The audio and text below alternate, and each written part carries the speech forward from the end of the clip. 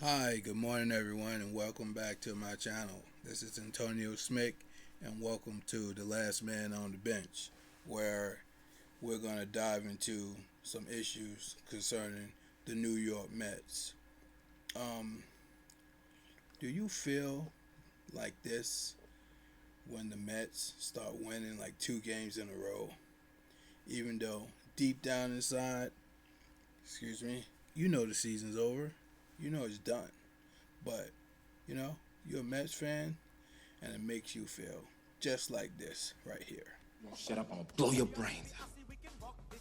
Come on, man, don't hurt me, man. Shut up. I know I always want to beat on that girl, man. But this crack shit, man, it's got me, man. I don't got no control over it, man. I try to kick, man. That shit just speak Calling me. It's calling me. I go to it. Need help, man. Come on, man. Yeah, it makes me feel like Pookie and New Jack. The Mets are like my crack, and they keep calling me and calling me. And considering that they've won, what, I think like 10 out of 12 games, and since the trade line deadline, like 8 out of 11, maybe, or 8 out of 10. But you know, they lost to the Braves as usual. But man, they had me going there for a minute. I really made myself so delusional that I actually thought they had a chance to make the wild card this year. It's like they should have fired the manager and traded the players way before. And the other key ingredient, Juan Soto needs to get hurt. But when you really look at it, this team is horrendous. For all the money they spent, and for the number of wins they have, and for their record. And people can point at pitching all you want. I know Kodai Senga hasn't lived up to expectations. Um, the bullpen's been great, except for Devin Williams, which they kind of stored him away. But Kodai Senga, as I said, Clay Holmes got hurt. McLean went through a little stretch there where he was just horrible. And they had all these feelings throughout the year. But what it comes down to is they didn't hit. They didn't hit this year. I mean, Juan Soto hit. Lindor just started hitting, but the Mets have not hit this year. They are at the bottom of the league in the majority of categories. And I'm going to show you that in a minute and show you the reason why they're like this. Even though they scored, 50. Then when they lost to the Braves, they say they scored 60 runs in their last 12 games, which is like 5 runs a game. So, if they had done that all year, they'd be either leading the division or at least the number one wild card team. But we know the Mets, as Mets fans, we can't expect success. We have to expect defeat. And when success comes, we're so overjoyed because it's so unexpected. But it's the way it is. So let's break down these offensive numbers. And I'll have other videos to show other reasons why I believe the season's been a train wreck, including, I know a lot of people are going to hate me for saying it, Juan Soto. All right, let's look at the first alarming stat here. For the year, the Mets have runs scored. They've scored a total of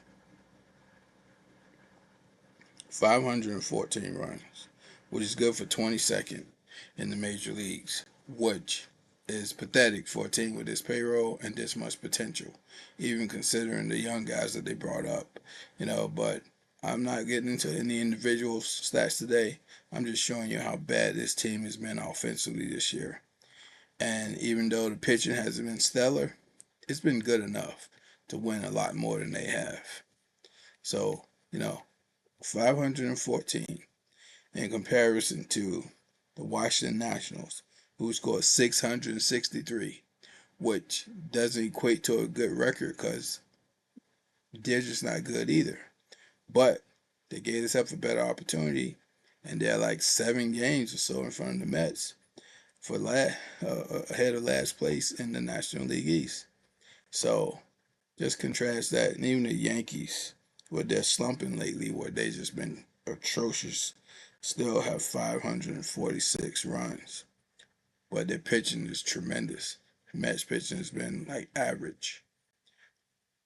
Okay, let's go to the next hidden stat, where the Mets have um, come up somewhat in home runs lately. I think I got this stat kind of out of whack, but let's look right here. They got 150 home runs, and that's not like a little bit, because they're way ahead of the Brewers, who have 111. But the Brewers hit for average, and they hit tremendously with runners in scoring position. So they're always stealing bases and putting pressure on you. So their 111 home runs doesn't really matter. But the Mets, they were built to slug, and they haven't been doing a lot of that this year with runners in scoring position. The Mets are built for the 3-run homer. Remember the Oakland Athletics with Tony La Russa, and even way back with Reggie Jackson, when they said that, and the Baltimore Orioles too from the 70s, they were built on the 3-run homer. In the Yankees, throughout their history, they always been built on that. Get 2 people on base, and you got a slugger coming up. But let's go look at how bad this really is. Let's look at how they're doing with the home runs when they got runners in scoring position.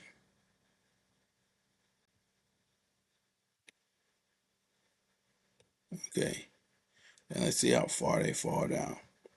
The Cubs have 45 to lead the major leagues, and the Mets, I'm still looking, 26 of those 50 home runs, of those 150 home runs, have come with runners in scoring position. That's just pathetic. When runners are on base, they can't hit a home run. They choke up. This is like ridiculous. They got 26, and the Cubs have 45. Even the Milwaukee Brewers, who only have 111 home runs on the year, the team with the best record in the major leagues. Look, I'm going up, and I still don't see them, because when runners are on base, they've hit 36 of the 111 home runs, which is tremendous. So that just shows you the Mets do hit home runs, like the Juan Soto specials, when there's nobody on base. So, if nobody's on base, you get 1 run. What is that going to do for you? Nothing. So, all right. This just makes me sad to see how pathetic they are.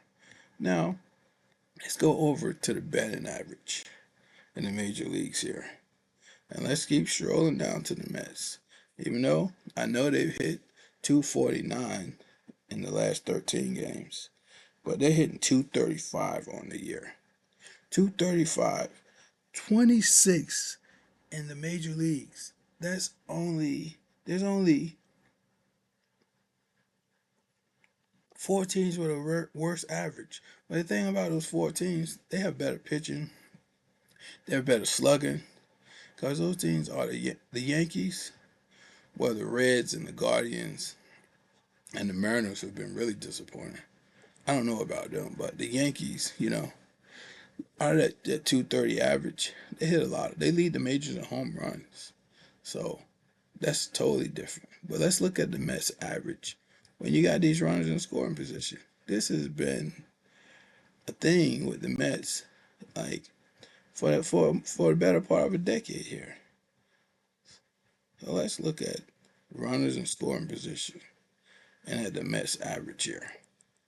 And the Mets average with runners in scoring position is a whopping 243. It actually goes up, which it should, but with runners in scoring position, the Tampa Bay Rays are hitting 280. 280 with runners in scoring position. Your average should go up when runners are on base, because you're putting pressure on that pitcher. And the Dodgers, who lost like 100 games in a row and still got a best record in the National League West. They went 270 with runners in scoring position. And I know the Yankees aren't the greatest team with runners in scoring position. They're even worse.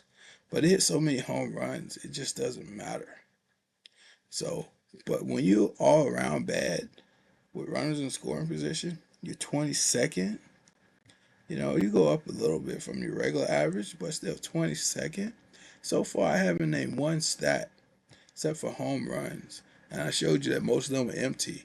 Well, only 36 out of 150 have come with runners in scoring position. So, you know, that's just it just doesn't make any sense. So let me just double check that home run number for the Mets. Make sure I'm right. Yeah, 150. But 114 of those runs have come basically with nobody on base. Okay. But this just shows you how pathetic they are. When am I gonna see the Mets with a top 20 stat that means something? And look, let's go over here to the OPS. Hope you can see it. I know my face is probably gonna be in the way, but I'll tell you what it is. The Mets OPS is 25th. 25th out of 30 teams, the Mets. Their OPS is 694. They got a OPS of below 700 as a team. There's only a few teams, including the most disappointing team of all this year, the Toronto Blue Jays. I think they're like the only team that's more disappointing than the Mets. Maybe Seattle, because they had high expectations, but they didn't make the World Series, so I'm not sure. And Cleveland, you know, that was a fluke last year, so I'm not sure what they're going to do this year. But I think they're on pace to make the playoffs, but the American League is just weak with that. But the Mets, they're 688. They're 694 slugging percentage. It's 26. And let's go up and do the usual and check to see what it is with runners in scoring position. We'll see that it's probably going to drop tremendously. Scoring position. I don't even want to check with 2 outs, man. I've seen enough to know that they don't do jack with 2 outs with runners in scoring position. They don't even hit sac flies. So it's 695. It goes up by 1 point with runners in scoring position. Whose OPS only goes up by 1 point with runners in scoring position? The New York Mets. How? How is that possible? When you got all that pressure on the pitcher and you still can't get a hit.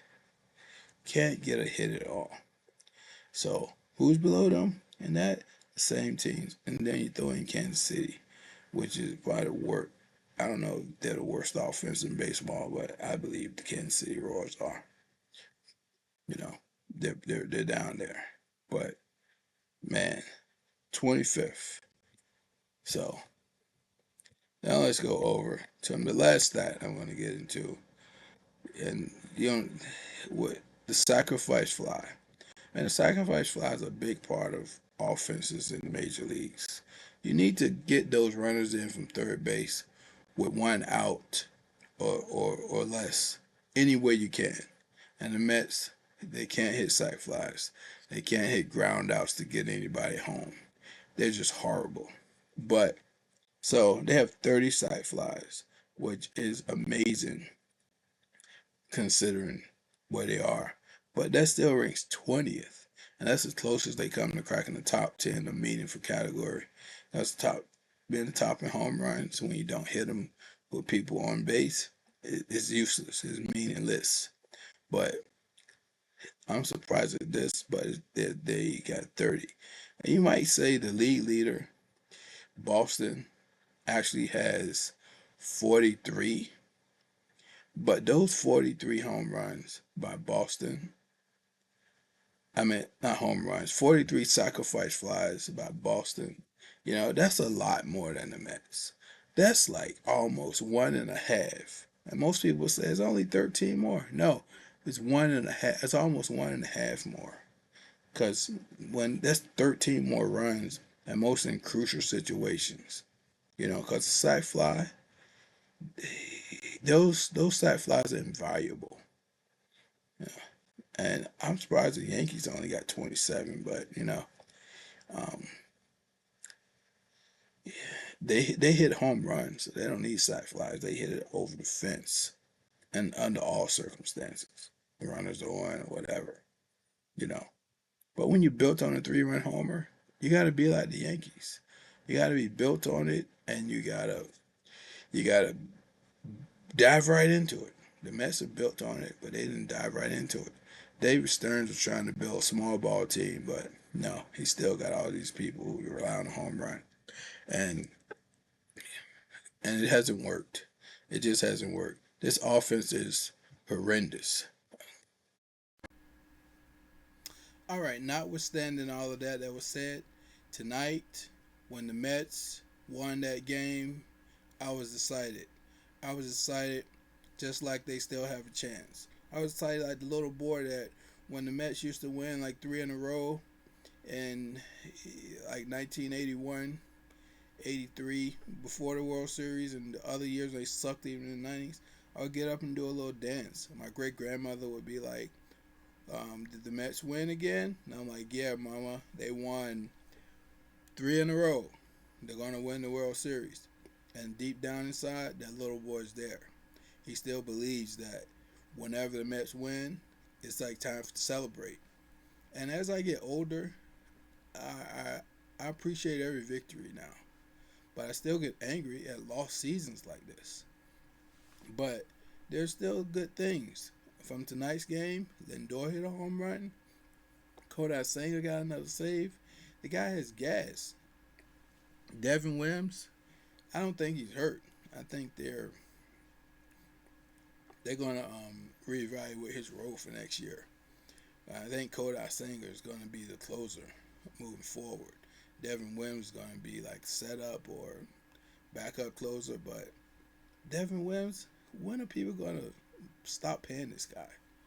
But either way, I digress. Kodai Senga, closer. Lindor, home run. Bichette even got some hits. He's been a major disappointment. And then we're going to have to pay him another $40-something million again next year. Hopefully he gets over whatever it is and he adjusts like Lindor did. And then he'll be opting out next year because he'll have a tremendous year. Well, if there's baseball. So hopefully there's baseball, and hopefully Lindor and Bichette and Soto will be back healthy and that they can win under the leadership of Francisco Lindor, because he's shown that he's a true leader that leads to victories, not to stats. Soto is a leader that leads to stats. He celebrates when the other young guys like A.J. Urine and Carson Bench hit home runs. He celebrates for personal reasons. Lindor, he celebrates team victories, So, but I'm not saying this is on Soto, but I'm just saying that if I had to pick between the two, I'm going with Francisco Lindor. But I don't want to make this video too long because I want to come back. But also, please don't forget to like, share, and subscribe. And also, if Francisco Lindor hits another home run, I'm going to have a raffle among all my subscribers for $100. But if you're not subscribed to my channel, and if you don't like this video, you won't be in it to win it, because Frankie's hot. And there's a possibility I might be losing a lot of money. But, please, peace. I'll see you all the next time. Don't forget, like, share, and subscribe. Thank you.